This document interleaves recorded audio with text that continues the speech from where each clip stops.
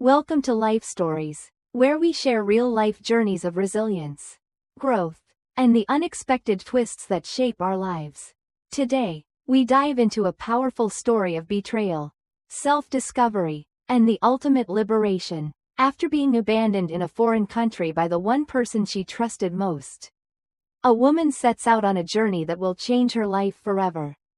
From a small town in Italy to the peaceful olive groves of Greece. Join us as we explore how one woman found strength in the most unexpected place. Stay tuned for this inspiring tale. And don't forget to subscribe to our channel to start today's story. It all began with an argument in a small Italian town. A place that once seemed so enchanting with its cobblestone streets and bustling cafes. But now, in the heavy silence that followed, everything about the town felt foreign, even hostile. It had been a typical lunch in the middle of our European vacation, a joyful, leisurely escape that we had dreamed of for months. But something shifted that day. I had asked Liam to stop drinking so much, to come back to the hotel, to focus on what mattered. I never imagined that one simple request would escalate into something unthinkable. I remember the way his friends, old college buddies, egged him on, urging him to take another drink, to ignore my plea. And then there was Pete, the one who always liked to stir the pot, smirking as he said, "She's always telling you what to do. Man, let her relax." My stomach twisted as the words echoed, a tight knot forming in my chest. I could feel the weight of the moment, the brewing resentment in Liam's eyes as he followed me out of the cafe. His words were slurred, but they hit their mark with precision. "You always think you're so smart," he sneered. "Your purse has your passport, right? Well, then you'll figure it out." And just like that, he was gone. The sound of the car door slamming shut was the last I heard of him and his friends. Their laughter fading as they sped off down the narrow Italian street. Disappearing around the corner, I stood frozen, mouth still open in mid-sentence. My mind struggling to comprehend what had just happened. "He'll come back," I whispered to myself, but the words felt hollow, and the knot in my stomach only tightened as time stretched on. I stood there, hoping, waiting, for an apology or some kind of explanation. But none came. As the minutes turned to hours, the sky began to darken over this unfamiliar town, whose name I could barely pronounce. The charming, picturesque place I had admired earlier in the day now felt threatening. Like a trap I couldn't escape. I had €80, barely enough for a flight home. My credit cards were locked away in Liam's wallet. He had insisted on carrying them for me when my purse became too full. The only thing left was a small, unremarkable pension, a dingy room above a bakery with a narrow bed and a sink in the corner. The elderly woman who showed me to my room didn't speak a word of English. But I could see the sympathy in her eyes. A pity that only deepened my humiliation. I tried calling Liam 27 times. All straight to voicemail. Text messages were delivered but left unanswered. I tried Pete, Marco, every one of Liam's friends who had been in that car with him. But they had blocked me, too. I realized then that this wasn't some momentary impulse. It wasn't a fight we'd had, a misunderstanding, or even a bad joke. It was a calculated humiliation. One designed to break me down. To show me just how little I mattered in their eyes.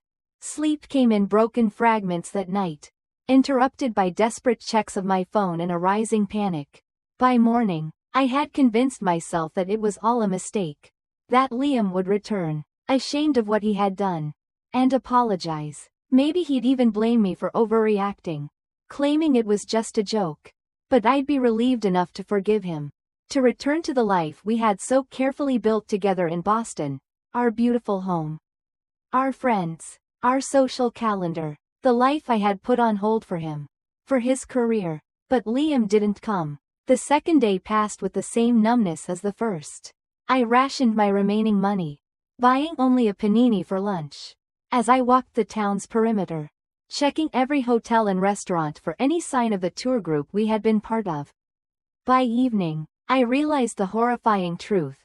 Liam and his friends had moved on to Florence, leaving me behind as though I were nothing more than a nuisance. An inconvenience. The weight of it sank in. But there was something else beneath the surface. Too. Something I hadn't expected. A flicker of anger. Yes. But also the beginnings of something that felt dangerously close to freedom. That afternoon, a kind cafe owner offered me a free espresso. Then pointed me toward the local police station. The officer there didn't seem surprised by my story. Abandoned tourists were evidently a regular occurrence. With my broken Italian and his limited English, the report was filed, but it was little more than a formality. I was left standing there, empty-handed, wondering what I could possibly do next. The hardest decision of my life came in the next few days. Standing in front of a cramped pawn shop window, I twisted off my wedding ring, the 2-carat diamond Liam had upgraded for me on our 5th anniversary. The shopkeeper offered me far less than it's worth, but it was enough to fund the next step of my journey. My finger, once adorned with a symbol of a life I had believed in, felt strangely lighter without it. Family? The pawnbroker suggested. It was the most obvious option. But family meant explanations. Hearing my mother's, "I told you so," about Liam's temper. Facing friends who had seen the cracks in our marriage long before I had admitted them to myself. It wasn't the homecoming I wanted. No, I had a different plan. A more uncertain, but far more liberating plan. As I stood in that bus station, uncertain and alone, one name stood out on the departure board: Greece. It was the furthest place I could go. The farthest point from the man who had abandoned me. I would disappear. The bus ride to Greece was a blur. My body ached from the uncomfortable seats. And my mind was clouded with exhaustion. The world outside the window swirled with a mix of foreign landscapes, mountains, olive groves, and small villages, all unfamiliar, yet strangely welcoming in their simplicity. I had no clear plan. No map to guide me. Only the hope that this journey would lead to something better than the life I had left behind.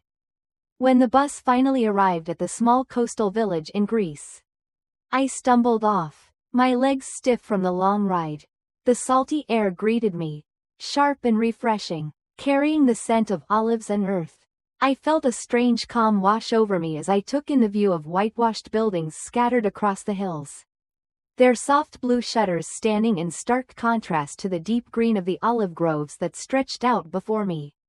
This was a world far removed from the polished designer life I had once known.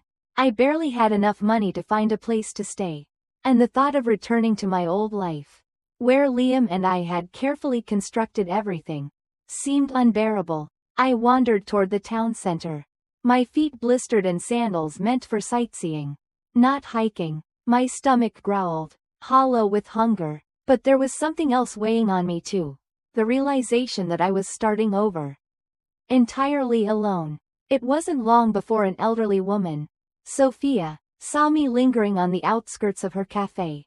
She was kind, her eyes warm with concern as she offered me a glass of water and invited me to sit. In broken English, she told me about a small farm just outside the village, where her brother and sister-in-law lived. "They can help," she said, with a gentle smile, her wrinkled hands gesturing toward the hills.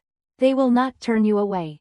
I hesitated for a moment, unsure of what to do next. But the kindness in her eyes convinced me. At Sophia's suggestion, I made my way up the winding path toward the farmhouse, feeling both hopeful and anxious.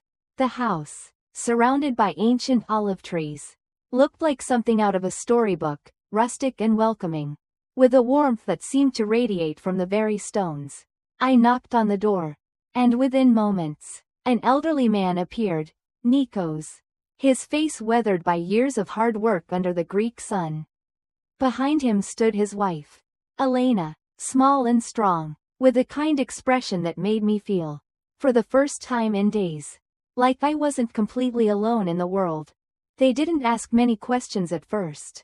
They saw the exhaustion in my eyes, the desperation in my posture, and they offered me shelter without hesitation. I was given a small room with a simple bed and a view of the olive groves stretching toward the horizon. The bed felt humble compared to the luxurious accommodations I had grown accustomed to. But it was the first real rest I had had since Liam had left me stranded in that Italian town. Over the next few days, I was slowly drawn into the rhythm of farm life. Elena showed me how to pick olives, how to knead dough for bread, how to care for the garden. The work was hard, but there was something deeply satisfying about it, something I hadn't experienced in years. My body, once soft and accustomed to the comforts of city life, began to grow stronger. My hands, which had once held only a designer pen and a cup of coffee, now grasped wooden tools and carried baskets of olives. The physical labor, though demanding, felt like a relief from the endless mental gymnastics of my old life. As I learned from Elena and Nikos, I began to realize something. These simple, hard-earned moments were teaching me more about myself than anything I had ever known. With every sunrise, I felt my past life slip further away, replaced by the quieter, more grounded person I was becoming. But even as I found solace in this new life, a quiet pain still lingered. The betrayal of being abandoned in that Italian town still stung, but it was beginning to feel like a wound that was healing. Slowly, one step at a time, I knew I had left Liam behind, but I was also starting to leave behind the version of myself that had been controlled, diminished, and overshadowed by him. The woman I was becoming now was strong, independent, and free. I just hadn't realized yet how much freedom I had truly gained. It had been months since I left the life I once knew. Months spent learning to live differently, to embrace something simpler but far more fulfilling. Nikos and Elena had become my family, their farm my refuge, and the Greek village my home. The weight of my past had begun to fade, replaced by the scent of fresh olives, the rhythm of farm work, and the unspoken understanding that I had found something I hadn't known I was missing: myself. The days passed in a steady flow, working the groves, helping with the harvest, cooking meals together, and learning the language. Slowly but surely, my hands, once delicate from city life, were now calloused and strong, my body leaner and fitter from the physical labor, and my mind? It was clearer, quieter, free from the constant worry, from the voice of Liam, telling me what to do, how to act, and who I should be. But then, one afternoon, my world shifted again. The stillness of the farmhouse was broken by the sound of a car engine approaching. The gravel beneath the tires, the unmistakable hum of a rental car, it was the sound I had not wanted to hear. I froze, the weight of 1,000 thoughts colliding in my chest. There was no mistaking it. Liam had found me. He had tracked me down. I saw him before he saw me. He was standing outside the sleek, silver sedan, his polished image a stark contrast to the weathered simplicity of the farmhouse. His expensive sunglasses perched on his perfectly coiffed hair, his business attire out of place in this rustic village.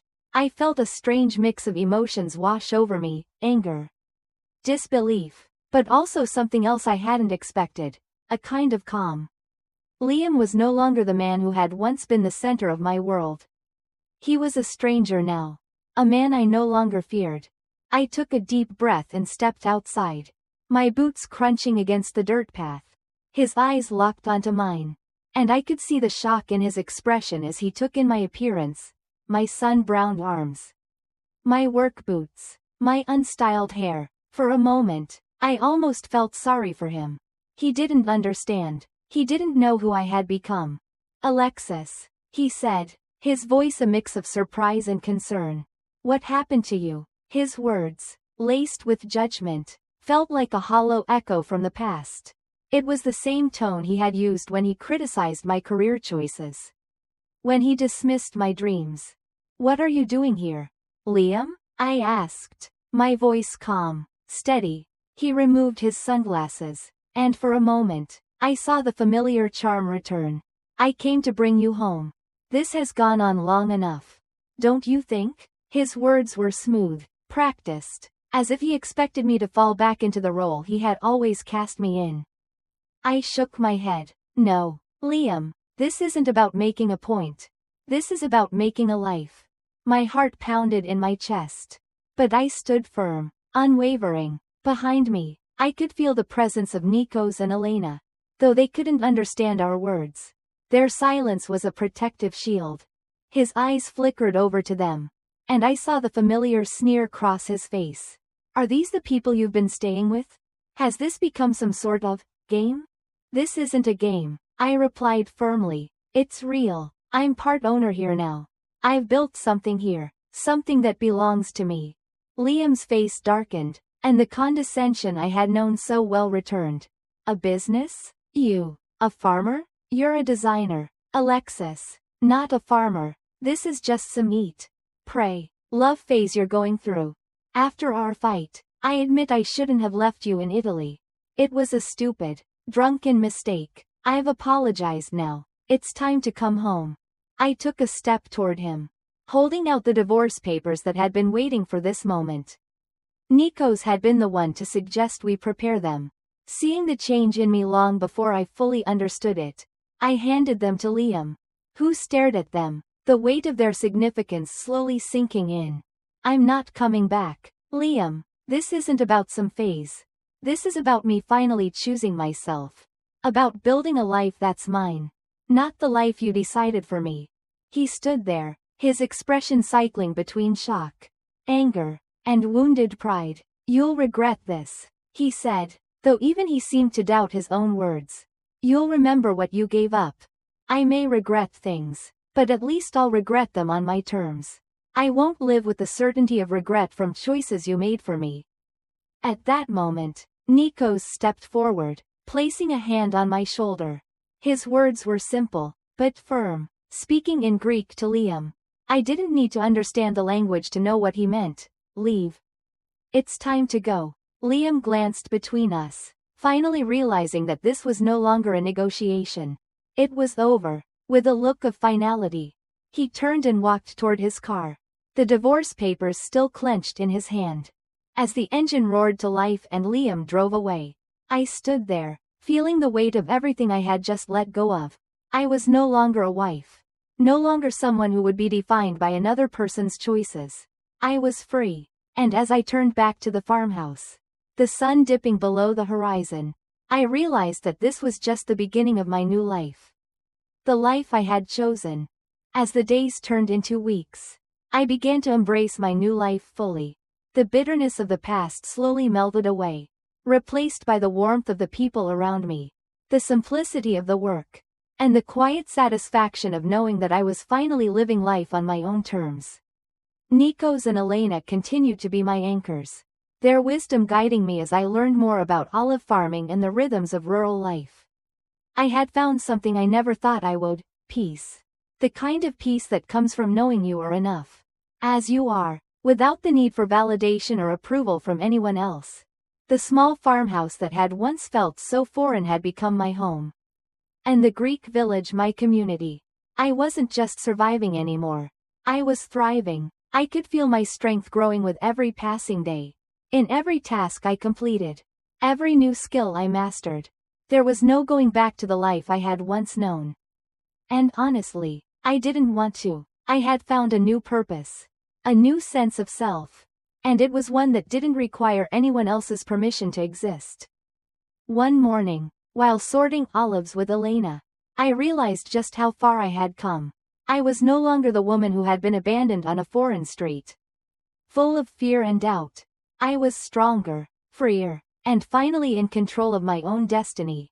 And that, I realized, was the greatest gift Liam had ever given me. He had meant to break me, but instead, he had set me free. If you're inspired by stories of resilience, strength, and rebirth, don't forget to subscribe to our channel for more life stories.